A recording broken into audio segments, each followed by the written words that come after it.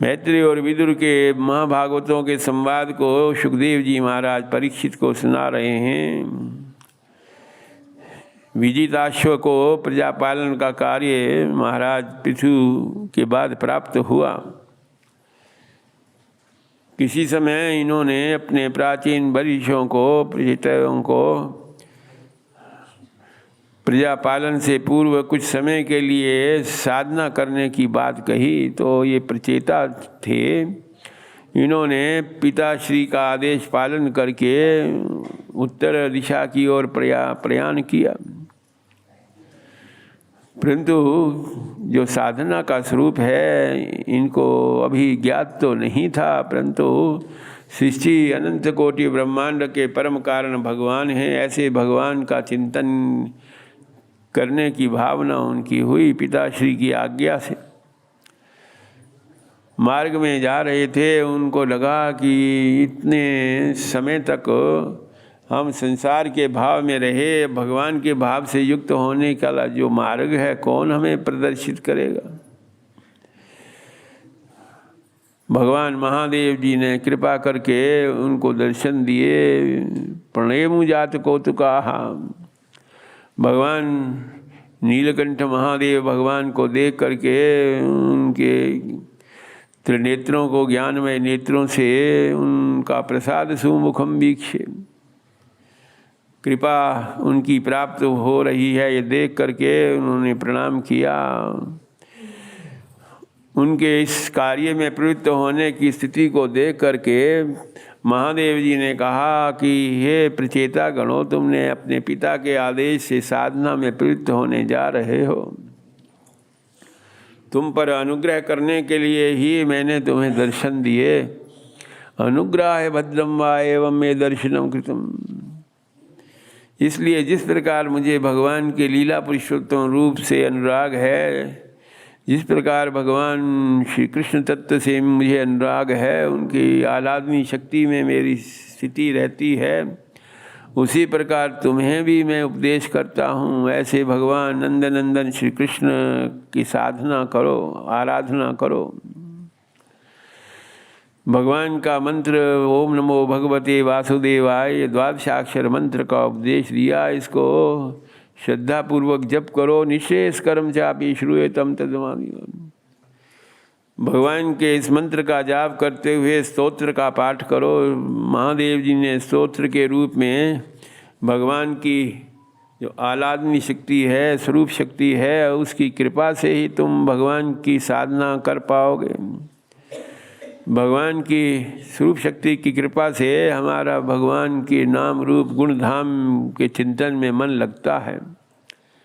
इस प्रकार भगवान की स्वरूप शक्ति की कृपा से ही अंतःकरण के जो अधिष्ठाता हैं, मन बुद्धि चित्त अहंकार के अधिष्ठाता जो भगवान के व्यूहा बता रहे हैं, उनका भी ध्यान कर लिया करो। नमः पंकजनाभाय सूक्ष्मेंद्रिय आत्मने वासुदेवाय शांताय कूटस्थाय सरोज। इस प्रकार वासुदेव के रूप में, संकर्षण के रूप में, अनिरुद्ध के रूप में, प्रद्युम्न के रूप में भगवान के विवाहावतारों को स्मरण करो, जिससे हमारा जो अंतःकरण चतुष्ट है, मन बुद्धि चित्त अहंकार, उसमें भगवत भाव का समावेश हो पाए। भगवान की कृपा से ही हमें भगवान की लीला का रसास्वादन होता है। तृप्तिदायक जीवानाम नमः सर्वसात्म। रस की पराकाष्ठा भगवान लीला पुरुषोत्तम श्री कृष्ण के चिंतन में ही है। वो भगवान श्री कृष्ण विशुद्ध सत्व से युक्त हैं। तीनों लोकों की रक्षा करने के लिए, उनको अपने स्वरूप में सिद्ध करने के लिए उनका भाव रहता है। इसलिए जो संसार के मार्ग में प्रवृत्त हैं उन पर भी भगवान की अहेतु की कृपा होती है, और जो निवृत्ति प्राण रहते हैं उन पर भी भगवान की कृपा होती है। भगवान अपनी कृपा को अपनी सच्चिदानंदमयी शक्तियों के माध्यम से करते हैं। उन शक्तियों के माध्यम से संवित शक्ति जो सत शक्ति का प्रतीक है, संधिनी शक्ति जो चित शक्ति का प्रतीक है, और स्वरूप शक्ति जो भगवान की आनंद शक्ति का प्रतीक है, ऐसे भगवान की उन स्वरूप शक्ति की कृपा करते हुए भगवान उन्हीं को अपने आत्म साक्षात कराने का अवसर देते हैं, जिनकी जो बुद्धि है संसार के भाव से उपराम होकर के भगवान में एक निष्ठ जिनकी स्प्रिया होती है। भगवान का चिंतन, भगवान के स्वरूप का चिंतन तुम्हें ध्यान किस प्रकार करो, ऐसे भगवान का जो भगवान का विलास में ऐश्वर्य प्रधान रूप है उसका चिंतन को शंख चक्र गदा पद्म माला मन्यु। महादेव जी ने सोचा अभी तो इन्हें संसार के प्रपंच में भी पढ़ना है, इसलिए भगवान के ऐश्वर्य प्रधान विलास में रूप का ध्यान करने की आज्ञा उनको दी। एकांत भक्तिया को वांछेद पाल मूलम बिना वही ही। यदि तुम्हें अपनी साधना में कभी भी कोई व्यवधान होते देखे तो हमारा स्मरण कर लिया करो, महापुरुषों का स्मरण कर लिया करो, भगवत भक्तों का स्मरण कर लिया करो, जिन्होंने अपने चित्त को संसार के बहिर्भाव से रहित करते हुए अंतर्मुख होकर के भगवान की कृपा प्राप्त की है। हे प्रचेता गणों, अब तुम भगवान के इस मंत्र का जाप करते हुए, स्तोत्र का पाठ करते हुए कभी तुम्हें संसार के चिंतन धारा में प्रवृत्त होने की होगी तो जैसे नारद जैसे महाभागवत तुम्हारी रक्षा करने के लिए तुम्हें मार्ग निर्देश करेंगे। इस प्रकार स्तोत्र पाठ और मंत्र का उपदेश दे करके भगवान महादेव तो अंतर्ध्यान हो गए। उन्होंने महादेव जी के बताए हुए पद्धति से चिंतन किया, परंतु उस चिंतन करते करते कभी कभी उन्हें अपने पूर्व जो जन्म है उनकी बात का स्मरण हुआ था, तो भगवान के उस मंत्र का प्रयोग करने में विघ्न होने लगता। जपंतस्ते तपस्ते शाम वर्षा नविताम जले। नारद जी ने उनकी इस प्रकार की स्थिति को, दुविधामयी स्थिति को देख करके कहा कि तुमने महादेव जी से मंत्र का उपदेश प्राप्त किया, तुमने महादेव जी से स्तोत्र का पाठ भी श्रवण किया, अभी भी तुम्हें अपने पूर्व वृत्त के बारे में चिंता बनी रहती है, जो तुम्हारे इस भागवत धर्मों के मार्ग में विघ्न है, विघ्न स्वरूप है। नारद जी ने कहा कि इससे पूर्व जो तुमने राजा होते हुए पशुओं की हत्या की है, उस पशुओं की हत्या से ही तुम्हारी चित्तवृत्ति पूर्ण रूप से मनोयोग रूप से भगवान में निमग्न नहीं हो पा रही है। आकाश की ओर उन्हें देखने को कहा और आकाश की ओर विकराल दाढ़ों से युक्त उन पशुओं को, जिनकी हत्या इन्होंने अपने राजसी याग यज्ञ आदि करने के लिए उनकी हत्या करने की वासना की थी, जो संसार के कर्मों को भगवान को भुला करके करते हैं, भगवान की विस्मृति पूर्वक संसार के कर्म होते हैं, तो उसमें कहीं ना कहीं अपराध हो ही जाता है। उस अपराध की रक्षा करने के लिए नारद जी ने कहा तुम्हें ऐसे पुरंजन का चरित्र सुनाते हैं, जो तुम्हारी तरह राजा होते हुए भी भगवान से युक्त ना होने के कारण उसके जो कर्म हैं संसार के भाव में ही होते रहे। अथते कथिष्यामि इतिहासं पुरातनम। ये पुरंजन बहुत कुछ उसने सुना था, बहुत कुछ उसने कर्म किए थे, परंतु भगवान से दूर रह करके भगवान से विस्मृति से पूर्वक उसने कर्म किए थे। जहाँ जहाँ जाता वहाँ वहाँ कुछ न कुछ अभाव देख करके वहाँ से फिर दूसरे स्थान में जाता। यही उसने अपनी प्रक्रिया बनाए रखी। एक जगह उसको कहीं भी परम शांति नहीं मिली। जो भगवान से विमुख होते हैं, जिनके लिए संसार के ऐश्वर्य, संसार की जो भाव की ही प्राप्ति करना इष्ट रहती है, तो वो कहीं भी संतुष्ट नहीं रहते। ये भगवान ने भागवत धर्मों ही विशेष आकर्षण है कि जिससे यथा लाभ संतुष्ट है। जो कुछ भी हमें प्राप्त हो हम उसी में संतुष्ट रहते हैं। घूमते घूमते उसने कभी हिमवान पर्वतों के शिखर में जा कर के देखा कि कोई दिव्य 9 द्वारों वाली पुरी है, उसमें स्वर्ण से युक्त, रजत से युक्त नाना प्रकार के श्रृंग हैं, स्फटिक मणियों से उसका श्रृंगार किया गया है। चैत्य ध्वज पताका वियुक्ताम विद्रोवेदि भी। उसके इस दिव्य पुरी को देख करके उसने सोचा इस पुरी में कौन वास करता होगा, तो ददर्श प्रमोदोत्तम, उसमें पुरंजनी के रूप में शक्ति स्वरूपा किसी देवी को देखा, जिसको देख करके उसके मन में हुआ कि ये एकांत में रह करके निश्चय ही इसके चित्त में संसार का भाव निवृत्त नहीं हो पाया होगा, इसीलिए अपने लिए अभियुक्त जो वर है उसकी प्रतीक्षा के लिए यहाँ एकांत में अपनी पुरी की रक्षा करते हुए वास कर रही है। दोनों में आपस में जो व्यवहार होता है तो उसमें वाणी का आदान प्रदान होता है। भगवान को बुला करके जो संसार के ऐश्वर्य, संसार के भावों से युक्त रहता है, उसमें शांति की प्राप्ति नहीं होती, उसमें जीव क्षोभ रहता है। निरंतर क्षोभ से युक्त होना ही ये संसार की कामनाओं में प्रवृत्त होने के मूल कारण है। जब तक क्षोभ नहीं होता तब तक ये संसार के जो कार्य हैं पूर्ण रूप से नहीं होते। जब अपने क्षोभ से युक्त होकर के, क्षुब्ध होकर के उसने अपने आश्रय को प्राप्त किया, तो उस आश्रय में उसने उसकी रुचि अभिकांक्षा के अनुरूप में जिस प्रकार उनकी संसार की लीला, संसार का भाव चलता रहा, और कभी उससे उपराम हो करके उन्होंने, पुरंजन ने सोचा कि मैं यहीं एक क्षेत्र में ही सिमट करके रह गया, इससे अतिरिक्त भी और क्षेत्र हैं। इस प्रकार पुनः उसने देश देशांतरों में विचरण करते हुए, वन विहार करते हुए तीर्थेषु ब्रज राजा में ध्यान पशून बने।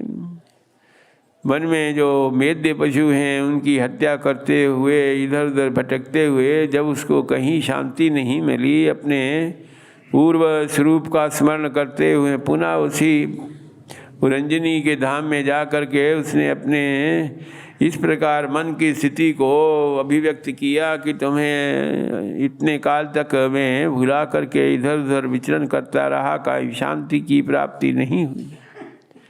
पुरंजनी ने भी उसके इस सरल भाव को देख करके उसको पुनः स्वीकृत किया, अंगीकार किया। उनको इस प्रकार संसार के भाव में प्रवृत्त होते हुए बहुत काल व्यतीत हो गया, और उस जीव को जब इस प्रकार अपने संसार के भाव में प्रवृत्ति रहती है तो उन्हें भगवान की विस्मृति पूर्वक उनके जो कार्य होते हैं, कभी शोक, कभी मोह, कभी रोग, कभी व्याधि, नाना प्रकार के विपरीत परिस्थितियों से युक्त होकर के अब उसे लगा कि जिनके लिए हमने इतना समर्पण किया, सेवा किया, अब उनसे हम अपनी रक्षा नहीं कर पाएंगे। पुरंजनी का स्मरण करते करते उसकी देह, जो भौतिक देह है, वो नष्ट हो गई। अंत में पुरंजनी के भाव से युक्त रह करके उसकी देह नष्ट हुई। इसलिए अब विदर्भ देश में उस पुरंजन को पुरंजनी के रूप में और पुरंजनी को पुरुष के रूप में, मलयध्वज विदर्भ देश का राजा हुआ, पुरंजनी उसके रूप में, राजा के रूप में अब उसकी स्थिति हुई, और उसकी पत्नी के रूप में वही जो पुरंजन था पूर्व जन्म में। इस प्रकार जो विदर्भ देश पर मलयध्वज था, किसी समय युद्ध भूमि में पराजित हो करके उसकी जो दैहिक स्थिति थी उसमें किसी प्रकार के चेतन शक्ति का संचार ना हो करके देख करके उसकी शक्ति स्वरूपा रानी ने कहा, हे मलयध्वज, तुम तो इतने शक्तिमान थे, ये क्या हुआ? उठो, चेतन शक्ति को धारण करो।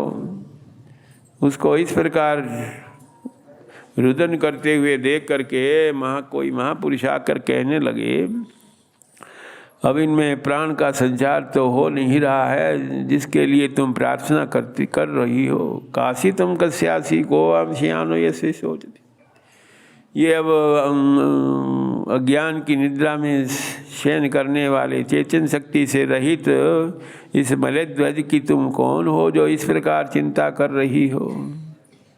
कभी तुमने अपने भगवान जो अभिज्ञात रूप से क्षेत्रज्ञ रूप से तुम्हारे हृदय में अंतर्यामी रूप से वास करते हैं, कभी तुमने उनका भी ध्यान किया। न पतिंतम पुरंजन्यारुद्धो न मुखे स्याह। विदर्भ देश की न तुम रानी हो, न ये जो पति है पुरंजन्यारुद्ध न मुखे। ये संसार की माया ही है जो इस प्रकार हम एक दूसरे में भाव का संचार करते हैं। ये सब औपचारिकताओं की पूर्ति के लिए हम संसार के माया के बंधनों में, माया मोह में पड़े रहते हैं। अब तुम अपने स्वरूप का ध्यान करो, अपने ईश्वर का, अपने क्षेत्रज्ञ तत्व का, विज्ञात तत्व का ध्यान करो। इस प्रकार उन महापुरुषों के उपदेश से उसके हृदय में विवेक का संचार हुआ और ये संसार के बंधन से मुक्त होकर के परम तत्व श्री कृष्ण तत्व में उसका अनुराग हुआ। प्राचीन ऋषियों ने नारद जी से पूछा कि हम तो अपनी साधना में जो बाधाएं आ रही थी उसकी निवृत्ति के लिए आपसे पूछा, ये पुरंजन का उपाख्यान करने का क्या तात्पर्य है, क्या रहस्य है नारद जी। नारद जी ने कहा, ये संसार में जीव परम पुरुष के रूप में और उनकी शक्ति परम प्रकृति के रूप में ये संसार का प्रवाह इसी तरह चलता है। जो भी पुरुष है पुरंजन के रूप में है और बुद्धि के रूप में पुरंजनी उसका आश्रय प्राप्त करती है। इस बुद्धि के कारण ही अहंता ममता का संचार होता रहता है, जिसके कारण देह में देह भाव होता है। देह में रहते हुए जो भौतिक देह की प्रधानता रहती है, अहंकार अहंता ममता की प्रधान रहती है, भाव में देह में प्रवृत्त होने की बात नहीं होती। मनस्तत्व को इतनी प्रधानता दी जाती है कि वो 5 ज्ञानेंद्रिय 5 कर्मेंद्रिय के विषयों में ही प्रवृत्त रहता है, जिससे बार बार मोह शोक की प्राप्ति होती रहती है। नारद जी ने कहा, तुम भी इसी प्रकार अपने पूर्व वृत्तांत में भगवान को भुला करके पशुओं की तुमने हत्या की, संसार में ऐश्वर्य की वृद्धि के लिए तुमने जो साधना है उसको भुला करके कर्म की साधना में ही लगे रहे। इसलिए तुम अब अपने भगवान को जो तुम्हारे अंतर्यामी रूप से हृदय में स्थित हैं उनमें विशेष रूप से तुम्हारा भाव हो। वासुदेवे भगवती भक्ति योगा समाहिता सदृचीनेन वैराग्यम ज्ञानम च जनयच्छति। जन्म जन्मांतरों के जो पातक हैं भगवान के नाम संकीर्तन से, भगवान के भाव योग की प्राप्ति से धीरे धीरे नष्ट हो जाते हैं। ऐसा सुन करके नारद जी के द्वारा पुरंजन उपाख्यान से उनके मन में ये भाव हुआ कि हमने महादेव जी से सुना था कि तुम्हारी भक्ति योग में कोई बाधा होगी तो उसकी रक्षा के लिए तुम्हें नारद जी जैसे महाभागवत की प्राप्ति होगी। उनके द्वारा उनको विवेक की प्राप्ति हुई। अब उन्हें लगा कि हरिदेह भृताम आत्मा, जो देह है भौतिक देह है, स्थूल देह भी है, कारण देह भी है, सूक्ष्म देह भी है, परंतु देह में जो आत्म तत्व है उसी की प्रधानता है, जीव तत्व की प्रधानता है। ऐसे भगवान की शरण में यदि हम जाते हैं तो फिर हमें किसी प्रकार का भय नहीं रहता। यथा क्षेमो जो इस प्रकार समझ लेता है तो प्रिय बोध से होने वाले, कर्तव्य बोध से होने वाले जो कार्य हैं उनमें उसकी आसक्ति नहीं रहती। परम प्रेष्ठ के रूप में, परम प्रियतम के रूप में भगवान में उसकी भावना होती है।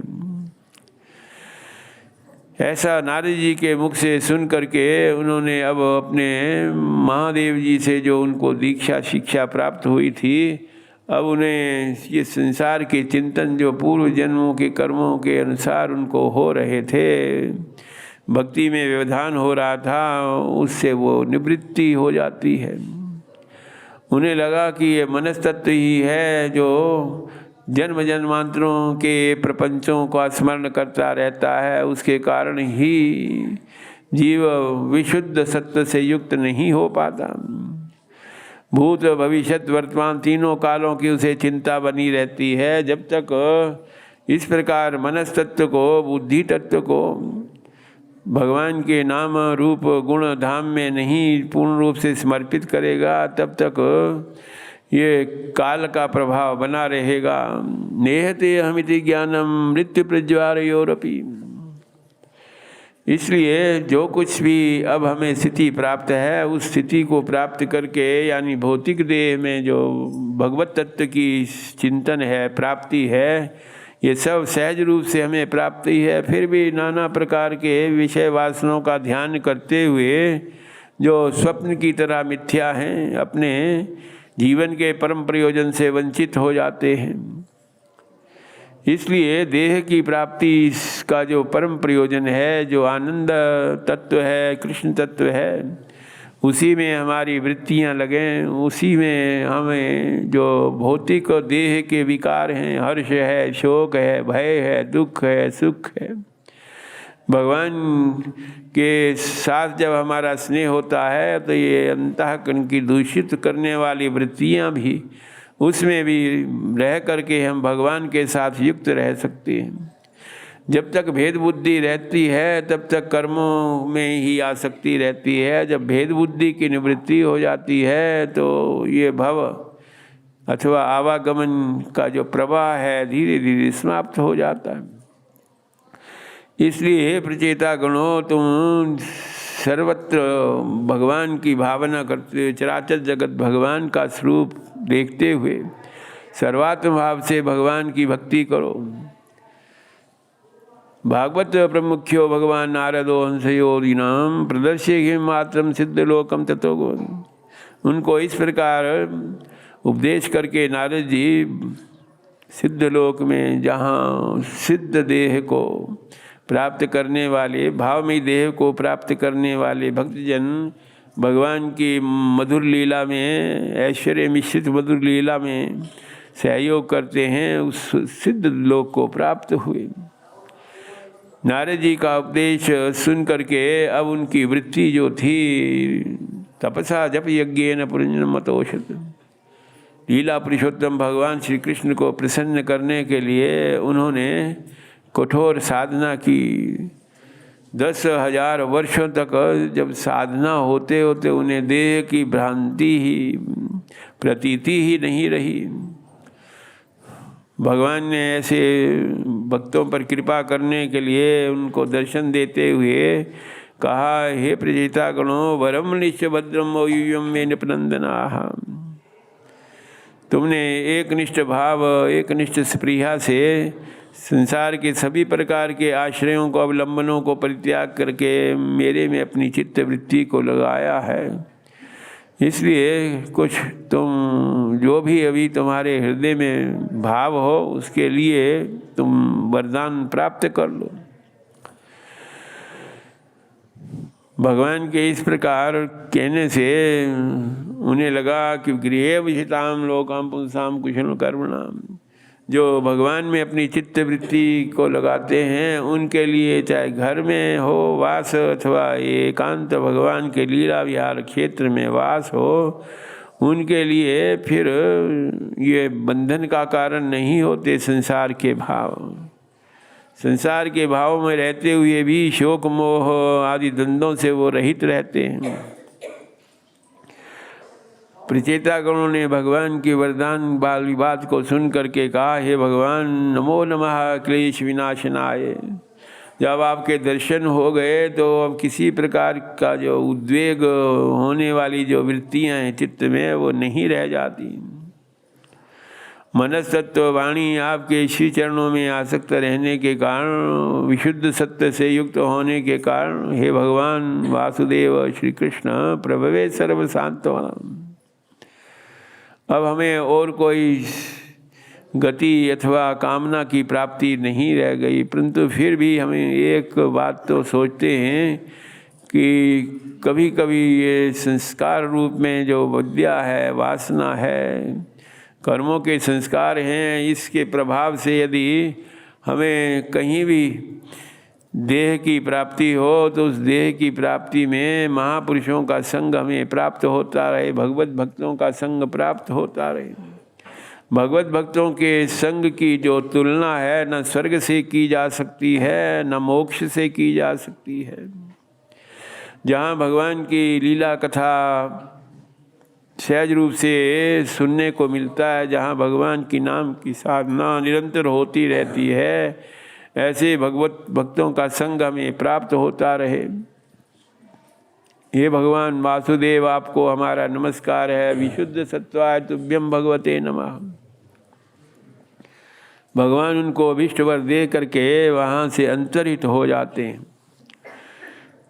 इस प्रकार इन प्रचेता गणों को नाम की साधना का जो परम फल प्राप्त हुआ, उसको देखने के लिए कभी नारद जी भी पधारे। उन्होंने देखा कि अब इन्होंने अपने जन्म को कृतार्थ किया है। तीन प्रकार से जन्म होते हैं। एक माता पिता के यहाँ भी हमारा जन्म होता है, और एक गुरुकुल में जो गायत्री की दीक्षा होती है उसमें भी जन्म होता है। एक जो परम तत्व की प्राप्ति के लिए नाम दान होता है, उसमें भी हमारा जन्म होता है। परंतु तीनों प्रकार के जन्मों में जो भगवान के भाव योग की प्राप्ति के लिए भगवान के नाम की निष्ठा तुम्हें प्राप्त होती है, वही श्रेष्ठ है। सर्वेषाम अभिभूतानां हरिरात्मदः प्रिया। संसार के जो भाव हैं उसमें जब तक भगवान की भक्ति का संयोग नहीं रहता तो उसमें पूर्ण जो तृप्ति है उसकी प्राप्ति नहीं होती। भगवान में जब हमारा भाव होता है तो फिर और किसी कामना की प्रतीति अथवा प्राप्ति के लिए हमें वासना नहीं रह जाती। सर्वेंद्रिय विशांत्या जनार्दनम। जो कुछ भी हमें प्राप्त रहता है उसमें हम संतुष्ट रहते हैं। इंद्रियों को अंतर्मुख करते हुए भगवान में भाव रखते हैं। इस प्रकार नारद जी ने अपने भक्तों की स्थिति को देखा। प्रचेतसो नारदस्य संवादम हरि कीर्तनम। ऐसे महापुरुषों का जो दिव्य प्रभाव है, जिनके मन में हमेशा बना रहता है, ऐसे प्रचेता गणों के चरित्र को श्रवण करने से जिस प्रकार वो भगवान को समर्पित हुए, उसी प्रकार हमारा भी भगवान के प्रति समर्पण भाव होता है। बिहारी लाल की।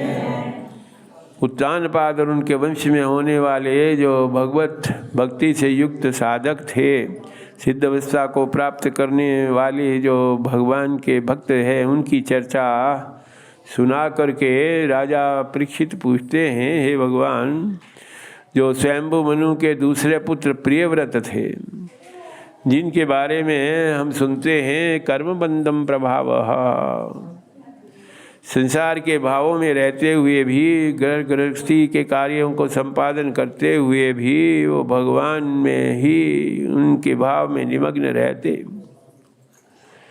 छाया निर्वृत्त चित्ता नाना कुंटे स्पृहामती। उस परिवार में, कुल में, कुटुंब में रहते हुए भी उनमें उत्कंठापूर्वक उनकी आसक्ति नहीं थी।